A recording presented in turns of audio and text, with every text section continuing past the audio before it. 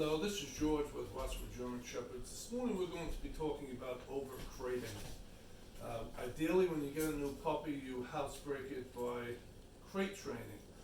And so, for example, you start with the overnight.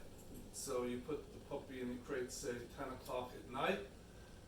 Let the puppy out at 2 or so to let it relieve itself, 1 or 2, and then again maybe until the puppy's 12 or 16 weeks old, and then it will be able to make it through the night without having to eliminate. And then during the day, you would have the puppy in the crate except for the times that you can watch the puppy.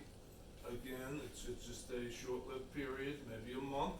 It shouldn't be much more than a month, and if you can stay on top of it, certainly with the German Shepherd, you will be able to accomplish fully house-breaking the puppy within a month. That's quite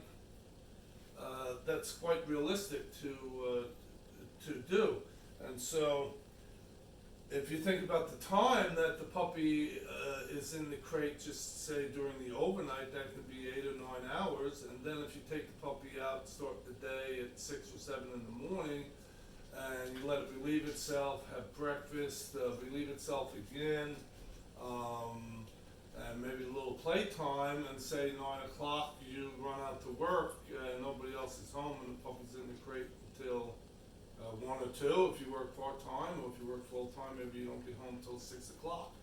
That is too long to have the puppy in the crate. You just had the overnight, and then now for the better part of the day. And so I will say to you, if that is your current practice, or even close to that, even if you're home maybe you're not at work, but you leave the puppy in the crate, that's not good. That's not good for the puppy, and a couple of conditions can result of that practice, or because of that practice. One of them being panosthesis, which I'll put a little link to an article in the description box under this video, and the other one is cowhockedness. And both of those conditions affect the back legs of the puppy. And when a puppy sits or lays down, it folds over its legs in the back. The front paws usually are out and the back legs are bent. And so it wouldn't be a wonder there in the case of the pano, where the puppy's elbows come together and its feet are spread out, kind of like this. And when the puppy walks, its knees actually knock together, and they can be so severe that it actually causes callus to build up at that point of contact there. And so I am not a vet, but I'm going to say that over-crating could certainly lend itself to these conditions that we're discussing here, the panosthesis and the cowhockedness, right? I would have to say that just is a very high likelihood that is the cause of those two conditions. And so you have to think about it before you get a puppy. If you're going to be needing to keep a puppy in the crate for long periods, for a protracted time, months and months, and maybe as a lifestyle for the puppy to keep it in the crate while you're at work all day, even when it becomes an adult and it is house trained, you still keep it in the crate. Well, that's to me that's a non-starter there. And so if you're going to be getting a puppy, you have to realize that you need to get through the process of crate training the puppy so it doesn't have to be in the crate that much and encounter these several conditions that we're talking about. Not to mention, certainly in the case of the German Shepherd, it needs mental stimulation. The puppy has got to be out and about, being socialized, and you have to interact with the puppy. That's just the way it is. So I realize that people may not think through the whole process, and so hopefully this video will cause people to do that. And then if you are in a situation where you are overcrating now, well, of course you want to keep your dog or your puppy. What you don't want to do is take the puppy out of the crate and start throwing the ball for an hour a day with the puppy. You want it to build up because it hasn't really had time to be exercised properly if it's sitting in the crate for that type of period, and of course through the night, but then again, as I said, in the day too.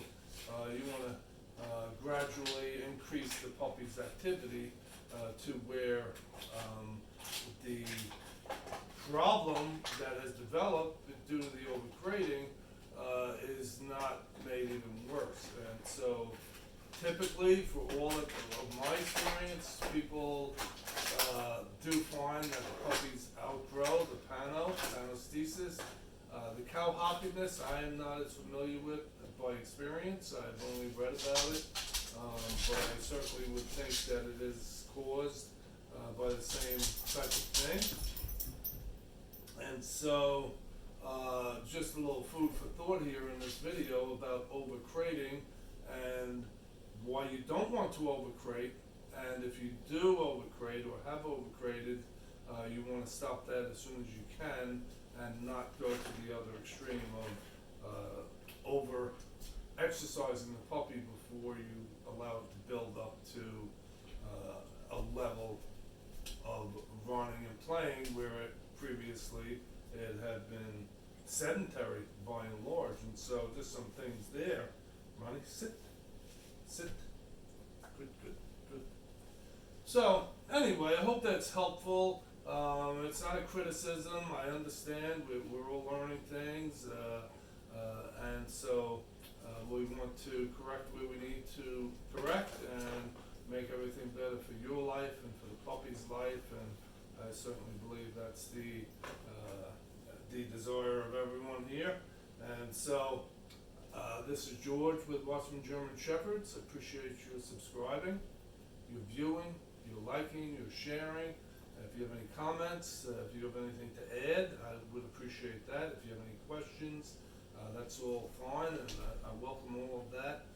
Again, I'm not a vet, but I do have some experience, and I trust that you will see the logic of what we're saying here about overcrating and the need to not overcrate. And so it'll be enough said for now. I do trust that we'll see each other again in a future video very soon. And until next time, the Lord bless you as you trust Him, as He promises He will. I thank you. Have a great day.